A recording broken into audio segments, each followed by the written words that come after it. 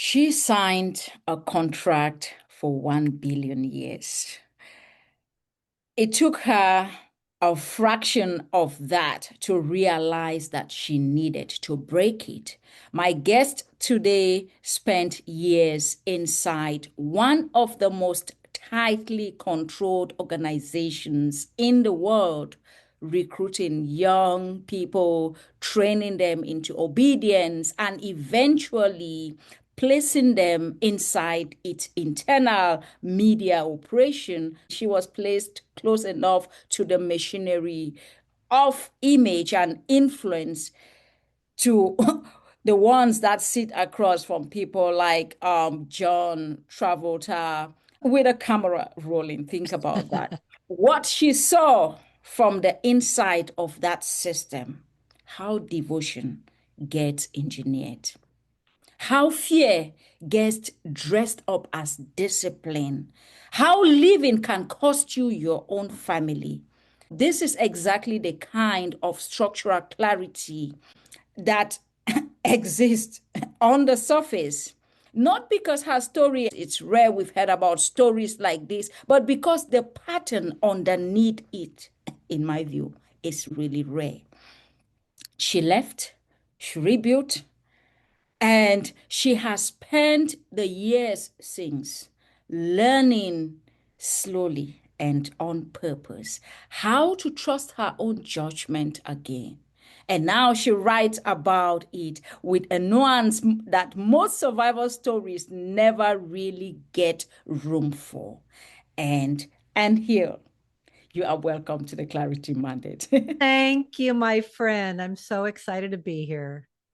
Thank you. You are amazing. And when I look at your story and everything that you've shared with us before, you signed the 1 billion year contract. Tell us, most people hear that and assume it obviously symbolic, like this can't be real. Yeah. What did it actually feel like to sign it?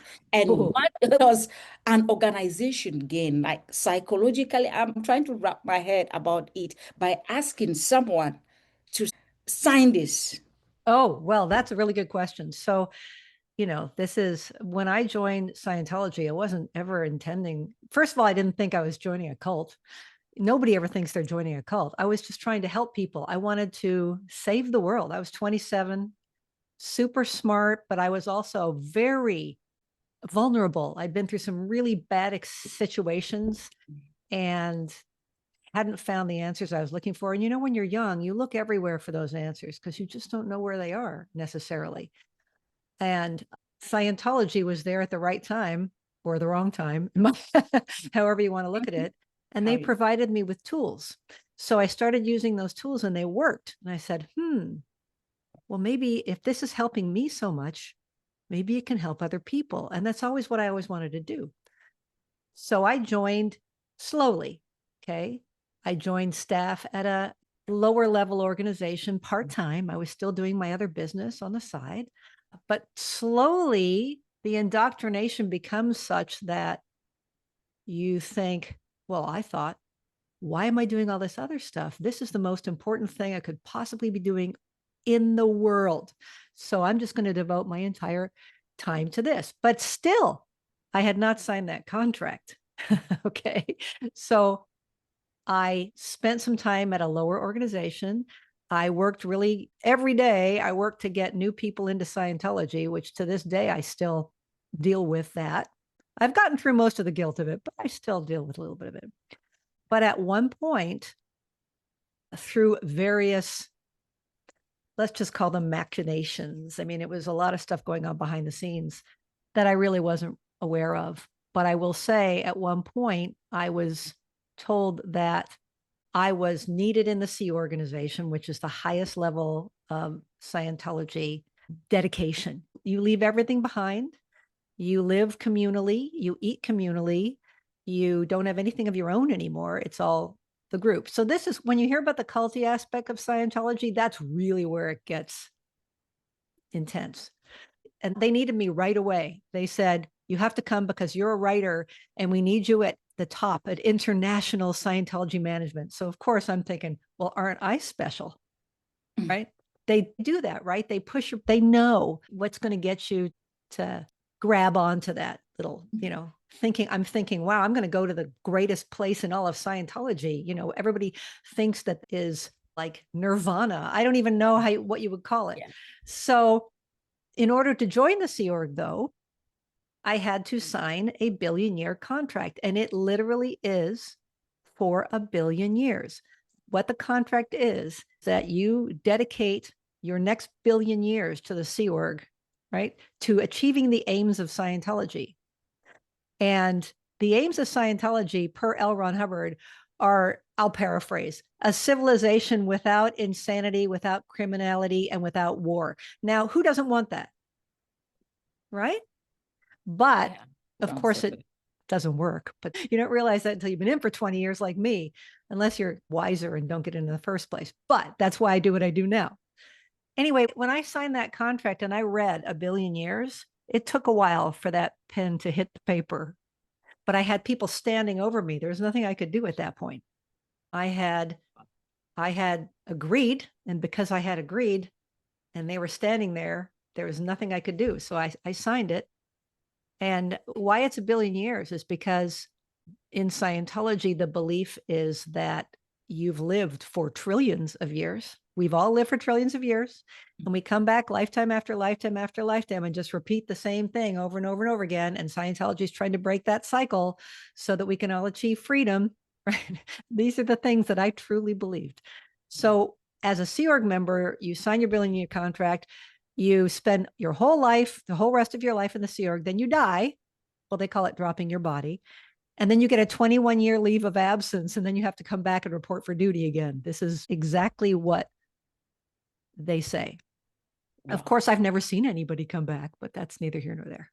Wow, Yeah. that's really, really amazing. And thank you for really sharing that. You worked inside the Golden Era Productions, the organization's own media arm.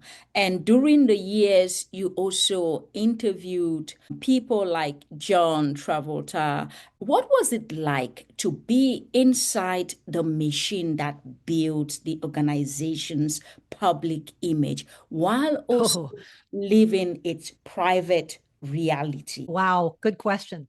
Very hard because, well, first of all, at the level that we didn't sleep a lot because everything was constant panic. We had to get everything done right now, but that was built in. That was how it was designed because the planet's dying and you have to just work day and night, and you know how that goes. So at the beginning, well, let me put it this way.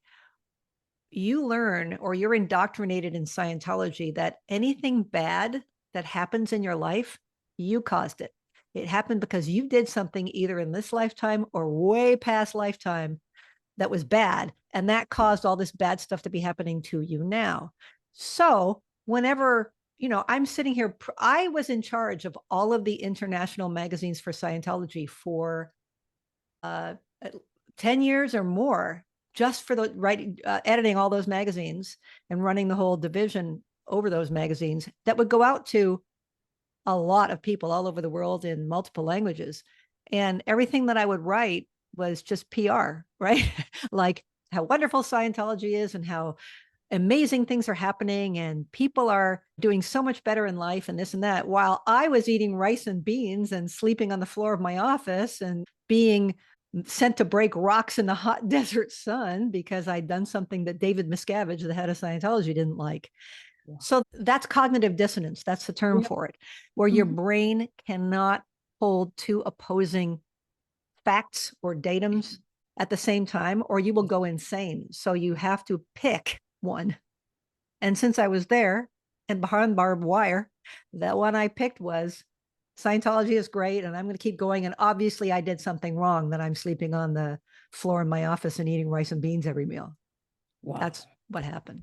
Wow, that's really mind blowing. That I know, isn't mind it? blowing. I can't wrap my head around that, but thank you for sharing. And you have gone ahead and written about the mechanics of control from the inside, the ethics, the consequences, the testing, the pressures that keep people compliant without needing to reveal the worst of it, though. I would like you to help our audience to understand the actual architecture. What is the difference between discipline that builds someone and control that breaks them? And how do you tell which one it's really happening to you? Well, first of all, you can't tell when you're in there because you don't have a frame of reference. You don't see anything else but what you're being told, and you're not allowed to look outside. That is a system of control in itself. You are not allowed to look at anything that is not what L. Ron Hubbard wrote or what you are being shown inside of Scientology.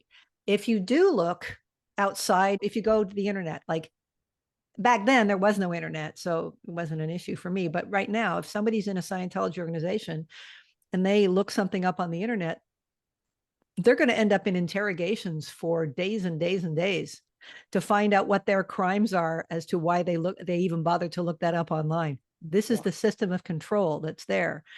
So the punishments were designed to just keep you more controlled. I'll give you an example. So in Scientology, there's a system of ethics that L. Ron Hubbard developed. And in this system of ethics, which is quote unquote supposed to help you with your own personal ethics, but it's really to help you be subservient to the organization. So what you have is you have a series of conditions that he lays out. The top one being power, and the lowest one being, gosh, I don't even remember. Isn't that great? It's okay. Yeah, I'm so wonderful. happy. There's treason, there's Yeah, liability. That makes me feel yeah, really good that I can't remember it yeah. No, anymore. you're getting it all out. That's but amazing. but these different levels, you're at a level at all times, and it's based on whatever you produced that week. So if your statistics from that week were higher than the week before, then you're in a normal condition, which means you have certain privileges, like you get to eat regular food and sleep in your own bed, these kind of things. But if you're in a different lower condition, and oh, by the way, every single one of these conditions, you have to write up a specific formula of specific steps that you can't deviate from. Okay. To make sure you stay in that condition or go to a higher. Do you hear all the control here that I'm Wow, telling you? that's right. So let me give you an example of a lower condition. So the first condition below, so you have normal, and then you have emergency, danger, and non-existence. And non-existence is not the bottom. Below Mm, non-existence as a condition is liability, meaning you wow, are a liability to the group. And you have to write up this entire formula of how you're going to make amends, what amends you did, what your crimes were that made you become a liability to the group, which you have to just come up with. If you don't wow, know what they are, you have to figure them wow, out. And wow. you have to write it all up and then hand it to every single member of the group. Have them read it and then either sign it that they approve for you to come back in the group, or you're out. So, I mean, this is the kind of stuff that went on Mm, continually, right? There's so much more to it, but that's a really wow, incredible system of control that they, and that's this is true of public Scientologists also. They also have to operate in those conditions. wow. Thank you for sharing. That it's really eye-opening to me. And I guess to many of our listeners, this is eye-opening because sometimes you just drive past these institutions and you don't really know what's in the inside. And Right. getting you share this kind of important information, you would be saving many people that might be at a decision point in their own life. But you have gone ahead and written and talked about moments that turned long-term doubt into the actual decision that you made to leave. What was the difference about that moment? Why that day and Oh, not okay. the year before? This is a good question. This is a good question Yeah. because I didn't tell you this. There's also Below liability is the condition of doubt. So if you have doubt about Scientology at all, you're in a lower condition and you have to do this formula to get up out of doubt, right? Wow. And so I wasn't allowed to have any doubt. And so the stuff, you see how this works? So the stuff that was inside of me that made me question what was going on was knocked out of me because I had to logically figure out why I was feeling doubt Wow. and then Wow. write up why I was feeling doubt and have this realization that, oh, no, Wow. I'm not in doubt at all. And then you move up to a higher condition because you're still in Scientology. So what happened was, and it's a slow process. You keep seeing these things happening and they just don't align with what you're reading or what you're studying or what you're supposed to be achieving, right? And it wasn't until I was kicked out of the highest international base in Hemet, Mm. California. David Miscavige kicked me out because I did something he didn't like, and he made me scrub the floor with a toothbrush in the dish room at the Flag Land Base in Clearwater, Florida. That's a lower organization, but it's the highest technical organization in Scientology. But to me, it was a severe punishment because I never got to see my old friends again. And everything I built for 10 years was gone. But the good thing was I was in an area that was an hour away from where my parents lived here in Lakeland, Florida.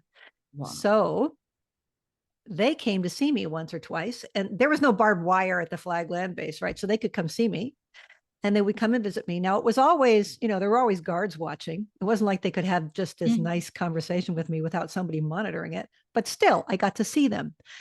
And being able to see my parents, and this is the crazy part. And this is what I like to tell people about how you get somebody out of a situation like this. Never once did they say to me, you need to leave. You're in a cult. This is bad for you. Why did you do this? We haven't seen you for 10 years. We didn't even know if you were dead or alive. They said none of that. All they did was come, hugs. We love you. How are you doing? Oh, that sounds good. You're marketing. Nice. You should come visit us. And so when I did get the occasional time to go visit them, I would. And this one time, now this happened over a period, this took 4 years of this, right? Mhm. For them, just my mother would call me. I had an open phone line, which you never have in the Sea Org, but I Mhm. think because we had outside vendors calling in because I was running promotion and marketing, they gave us this phone line that wasn't always monitored. So I gave my mother the phone number and she would call me once a week, once every 2 weeks, just to say hi. How are you? Great to talk to you. I love you. That was it. Wow. So I knew inside, I knew there was a safe space for me if I ever did decide to leave, where I could go and nobody would judge me for what I had done because I was busy judging myself, right? Wow. Yeah. Wow. So what happened was I got okayed. I had to write a petition to go to my parents' 60th wedding anniversary, but I got okay to go. I rented a little rental car because the rental car agency would rent to us for cash back then because none of us had credit cards. We didn't have money, just enough to rent a car. So I rented a little car. I drove to Lakeland. I went to the anniversary and all my family was there and people came in from Canada and I hadn't seen most of my family in 14 years. Wow. Yeah. And not one of them said anything about Scientology. It was just hugs and love and laughter That's and amazing. sitting around the table and talking about our childhood and remember this and ha ha, bam, something snapped in me. And I went, oh, I remember what this feels like. Wow. Yeah, this was fun. It's a lot more fun than what I'm doing now. But nope, I got to go back. This is really important what I'm doing. And nobody said stay, right? Because they knew better. I don't know how they knew. Smart people. Well, my mother, that's how they knew because she talked to them all beforehand and said, don't Wow. say anything because that'll just drive her further back in. How did my mother know this? I don't know. She was brilliant. So I went back to work. After that, the next day, I went back to work and I was instantly accosted by the deputy executive director yelling and screaming at me about how could I go to a family gathering when I hadn't finished this particular marketing campaign I was working on, and I had to stay up all night. You have to stay up all night and get it done. And I looked at her, and something inside me went, I'm done. I didn't say anything to her, but I knew I was done at that point because the difference was so massive that it just hit me in the face. And I could not ignore it anymore. All this stuff that was going on in my mind knocked it right out. And I went, Wow. okay, here's my plan. So I went back to my office. I told all my staff to go home, that it was my fault. I would finish it. It was my doing. Right. And they, of course, agreed. So they went home and I stayed up all night. Still, even when I had made this decision, I still stayed up all night going back and forth on my head. Can I leave? Should I leave? Do I want to leave? All these thoughts because I was giving up not only 20 years of my life that I dedicated my life to, but what I thought was my eternal spiritual freedom that I was giving up. Right. And I had been told and indoctrinated, we all had in the Sea Org, that if you leave the Sea Org, you are the lowest of the low. You will be, flipping burgers at McDonald's. Well, as I found out, flipping burgers at McDonald's is way better than what I was doing in the Sea Org. Wow. Anyway, so I spent all this time all night. I was sitting in my office going, do I want to leave? Should I leave? Shouldn't I leave? Finally, it got to be about 8 o'clock in the morning, and I realized that if I didn't leave, I was never gonna.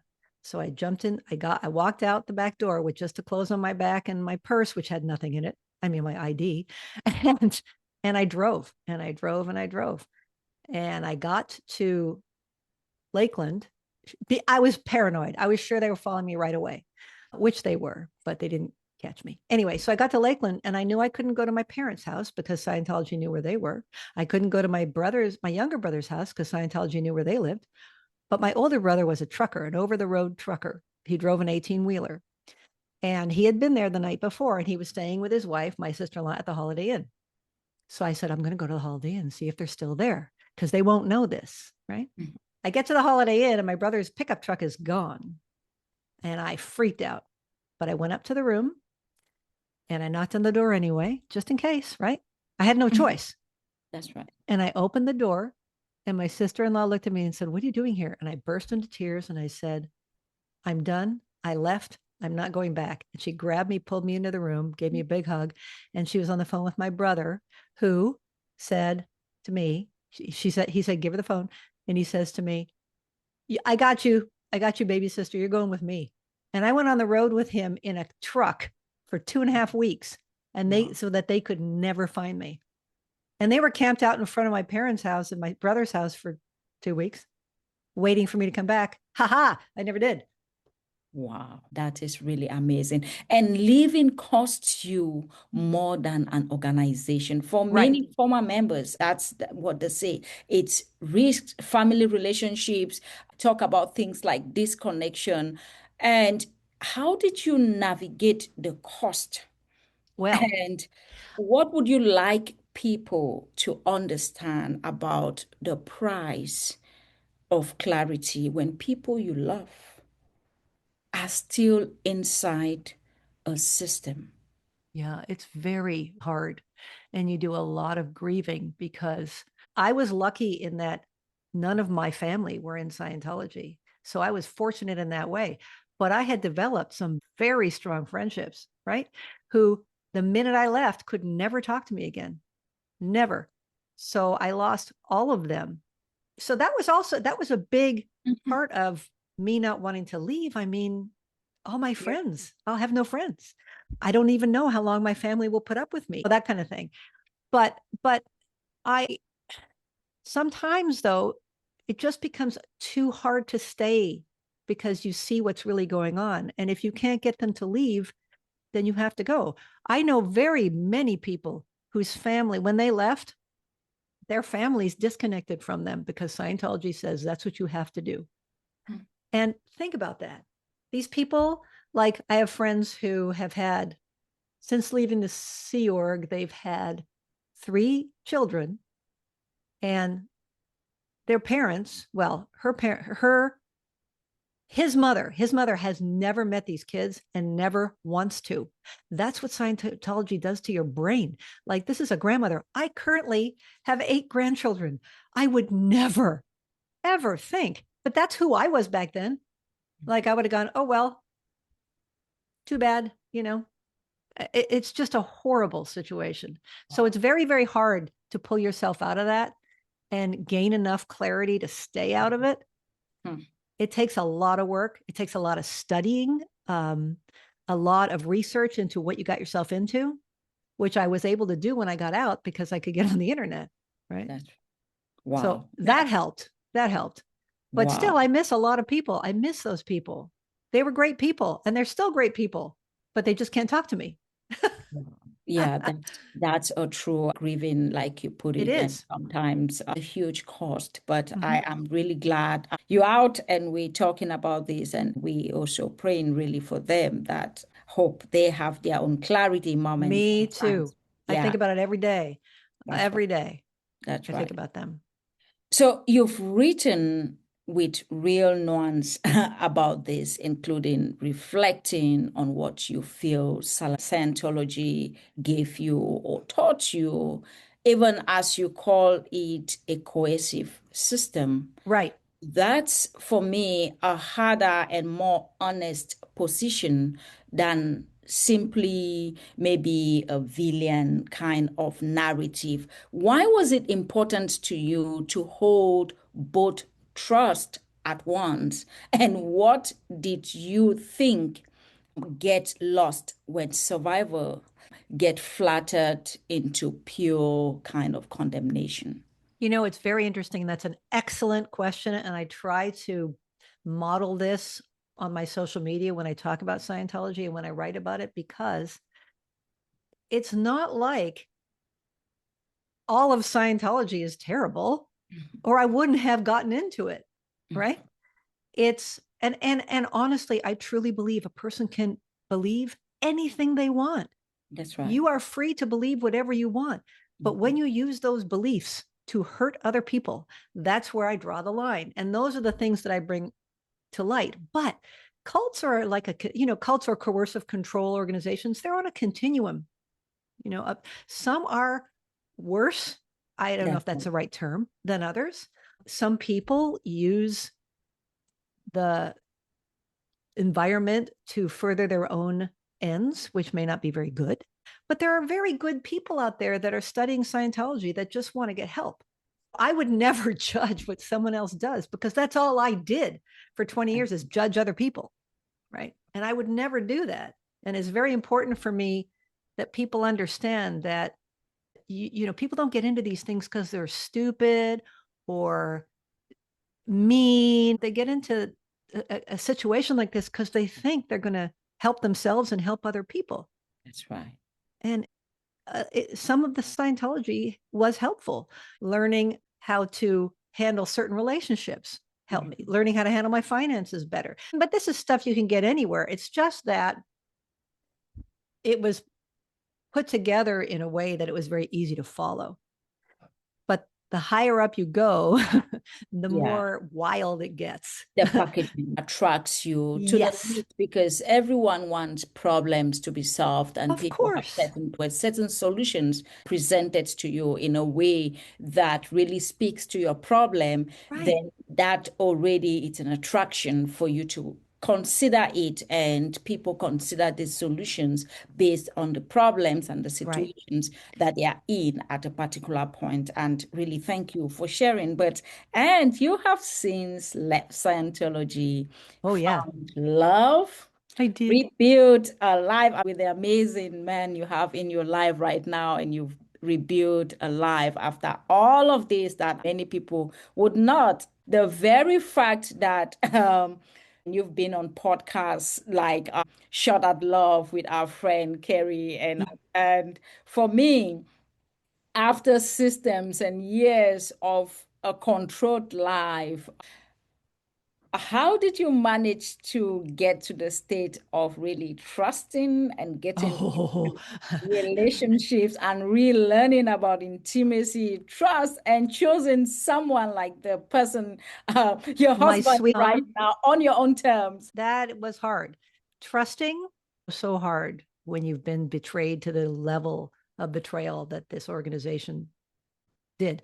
But Tom, when I met him, I had a big wall around myself and I didn't speak to anyone about Scientology for 12 years after I left, except Tom. So here's what happened. I had already been married and divorced 3 times by the time I was 35. So I figured I'm terrible at this. So there's no reason that I should do this again. Number one. Number two, I'm trying to figure out my life. I'm just trying to survive. I have no desire to be with anybody. And this guy, he walked up to me one day. I was working at a coffee shop, and he walked up to me and he ordered a drink. And I looked at him and I went, crap, dang, who's this nice, sweet, kind, lovely? I could feel his energy. He's just the kindest, sweetest, most gentle person. And boy, was that what I needed. I needed someone who, I honestly don't know how this happened. Well, I'll tell you a cute story, but I needed someone who could take all my crazy, be strong enough to handle it, and just be there for me and support me. And he walked in. Wow. And I mean, it took, let's see, we met. I asked him out a few months later, and a year and a half later, we were married. I mean, that was it. Wow. And Wow. he, from the very beginning, has been nothing but supportive, helpful, calm. Look I at you. He's my Yeah. angel. And here's a very, I got to tell you this cute story. I don't know if I told you this already. I might have. It's a great story. When I first got out of Scientology and I was living with my parents, my mom came in one day and she said, honey, I know one day you're going to meet the right person. I said, no, I'm not. I have no desire to meet anyone. And she said, I think you will. And I was like, yeah, whatever, mom. What do you know? So, and my mother was never a demonstrative person, very stoic. And that comes from the fact that she was abused as a child and she never wanted to do that to us. What a strong woman, right? Wow. Wow. Yeah, quite a role model for me of strength. So one day when Tom and I had been dating, well, I hadn't even brought him to meet them yet. And they knew that there was this guy I was interested in. And we had been dating for a while. And a few things happened. And he said, well, we should go over and meet them. So we walk in the house. My mom stands up from the chair, walks over to Tom, and throws her arms around him. Wow. And I almost fell on the floor because she never did that. I told my sister and brothers that later, and they were like, she did what? And they were best friends from that point. But it was really funny because I asked her a little bit later, I said, Mom, what was that? Why did you throw your arms around him? You never do that. She said, I prayed for him. And there Wow. he was. And I saw him. Wow. Isn't that That a beautiful story? God bless her. I mean, And look, he is really the reason that I learned to trust again, because he was so trustworthy. But still, even with him, I still, he was the one I trusted, but I wasn't going to trust anybody else. It took a long time and a lot of work and a lot of understanding that what happened then with people was because of the system I was in. And now I'm not in that system. So a lot of what helped me to regain my ability to trust others was to be able to trust myself, because that was the hardest part. So what I did was I did a lot of studying and reading and learning about coercive control and, you know, the way that they indoctrinate you. And I was like, oh, that's what I got to learn what happened to me. Right. wow. And eventually, it took a long time, maybe 10 years it took for me to Wow. forgive myself. Wow. But because, I was doing the best I could with what I knew at the time. And that's what you would tell somebody else. You were doing the best you could with what you knew at the time. But when it comes to telling yourself that, it's not so easy. Wow, that's really an amazing story, and God bless your mom for being so Yes. wise approach to you from the time you were inside and the time you Oh, came out and praying for you to find love. And look at you now. and It now is I have, because he has 3 kids who are like my kids, Mhm. I now have 8 grandchildren. The Wow, woman who never had her own children because wasn't allowed to have kids when I was in there.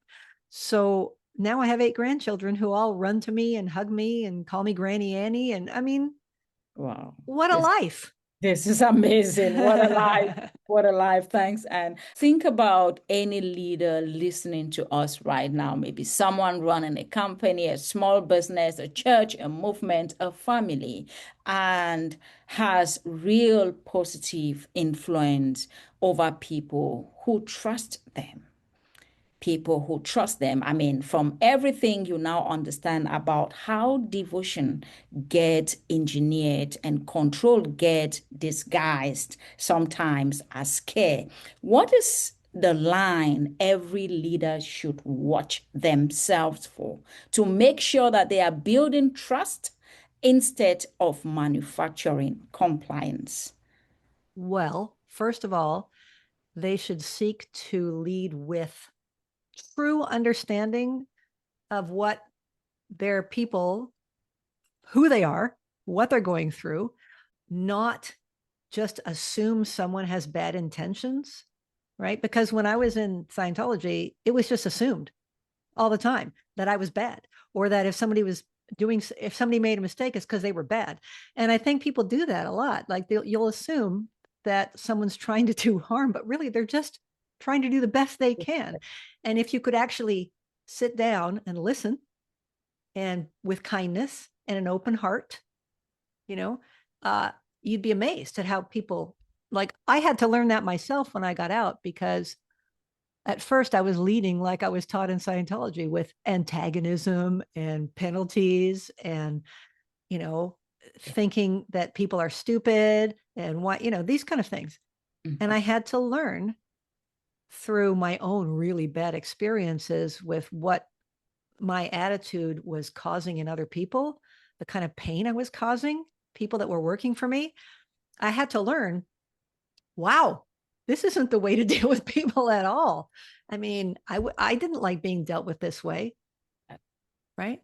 So it's really important to just listen to your people and try to figure out what might be going on that would be causing the issue, as opposed to just assuming the worst.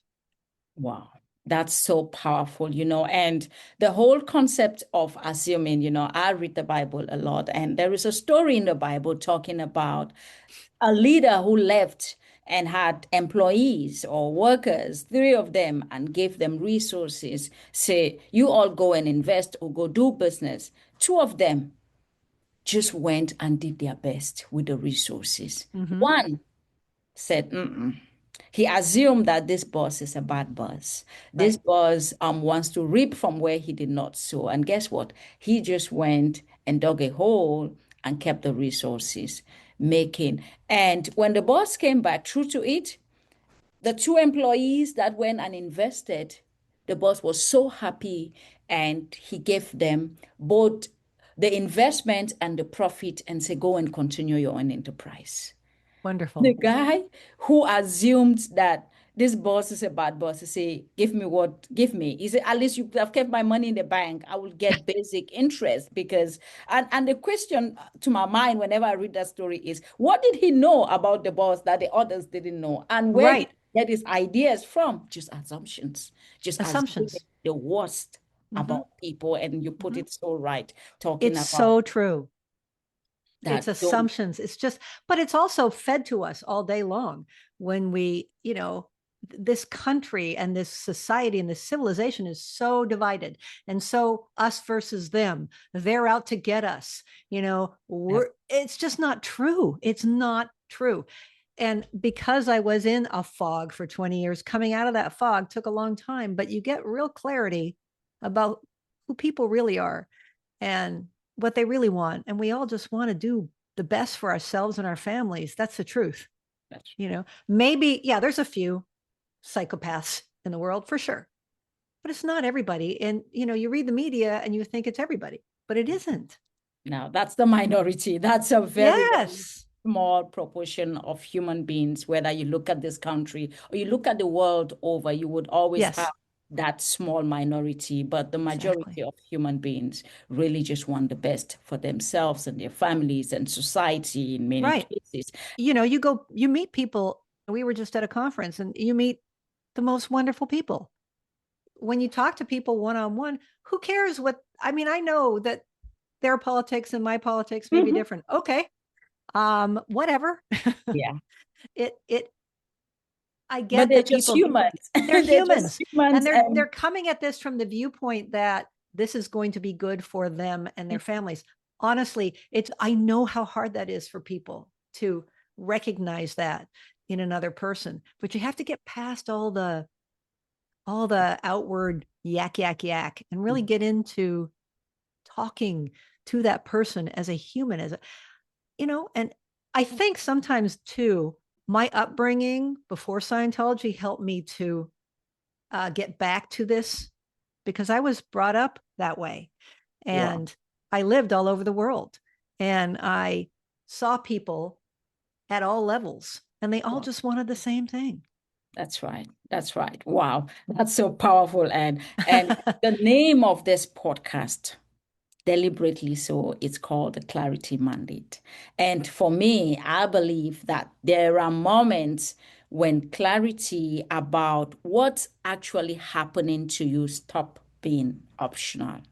When Right. you either see the system for what it is, or you stay inside a little longer telling yourself a story that makes it bearable. But you've lived years inside that exact tension before you finally acted. What do you understand right now about that threshold, what it takes to see clearly? And what it costs to act on what you see that you could not have learned anywhere else except going through what you went through. Ooh, well, honestly, a lot of people say trust your gut, but they don't know what that means. And there were many times when that inner voice was speaking to me and I was paying no attention. And it would, I mean, many times I can look back now and just see them all until it got too loud for me to ignore. Thank God I didn't ignore it again. But it took 20 years for it to get to that point. And like I tell people all the time, if they like some people will message me on my social media or whatever and say, I still am kind of interested in Scientology. And what I say to them is, okay, go check it out. But listen to your gut. Listen to what your inner self is saying. And if something feels uncomfortable, leave. Don't justify it or rationalize it. And that's what I learned a lot is I see what I see. Do I justify this or do I just look at it for what it is and then move forward from there? This sounds like this was all really easy for me. It was not easy. It was the hardest thing I ever did, but I've come out the other side. So I feel like I have something that I can help other people with to share. And I truly believe now that, and it's funny to say it, and people think, really, you really believe that? I absolutely was meant to do what I did for those 20 years. Because if I had not, I wouldn't be able to speak now with the knowledge, the wisdom I've gained, what I have learned about how to pull yourself out of these kind of situations. I wouldn't be able to do that if I hadn't been through that. And I find that the most interesting people I have ever met are ones who have been through difficult situations and managed to move past them. Wow. Otherwise, I mean, that's life, isn't it? Kind of moving through situations and getting past them and That moving on. that is the most powerful thing you've said on this episode. I mean, that is, I am just trying to take it in, saying that you had to go through that for Mm-hmm, a purpose. mm-hmm, You had to go through that for your own purpose of your own career, your mission on earth. Because mm-hmm. guess what? If not you, who else? If not you, because we all have our reasons, we all have our purpose of being here. And if yours was that, your career, your mission, your outreach would be you're going to spend 20 years behind these barbed wires and you're going to be in this system, understand it from the inside, and you are going to come out and be the leader that you are right now, and be the advocate that you are, the teacher, the eye opener that you are right now. That is so powerful. That is Yes, a powerful story. And I am so looking forward to really hearing more about the work, how far this takes you, and the impact that you are creating. Because guess what? You are shining a light. You are changing lives. You are impacting people. You're changing mindsets of people about, talk about belief systems, talk about systems of control, talk about everything else that you're talking about. Because for me, it's not just about Scientology. right. It's really about the architect, the machinery, which can operate in multiple different systems that produce similar results and that are impacting people in similar ways. And the kind of unpacking that you are doing, and I hope you're going to come up with some more tools and things as you For begin sure. to expand what you are doing. But that is so amazing. And anything else you want to leave with our listeners? This has been amazing. Yes, one thing, and this is what I tell people all the time. No matter how much you think you've messed up your life, no matter how bad you think you ruined things, or what mistakes you think you made, you have the ability to move through that and past it. And I am living proof that you can move through that and have a beautiful life. It's not the end. It's just the beginning. Think of it as a clean slate. I'm not saying it's easy at all. Mhm. There's work you have to do, but you can, and you didn't ruin your life. And you went through that for a reason. And once you figure out what that reason was, you can take that and it makes you stronger so that you can move forward with what you were meant to do. So more of along the lines of what you were just talking about. Wow, this is amazing. This is amazing. And thank you very much. And we have been talking here on the Clarity Mandate with Anne here. She has lived inside a machine that is built to engineer devotion. She saw it clearly enough to leave it after 20 years. And she has spent the years since teaching, as we heard her say, the rest of us what that clarity actually cost and what it is worth, the things, the benefits of what she's been through to her purpose, her mission today. And Anne didn't just escape the system, she did the harder thing afterwards.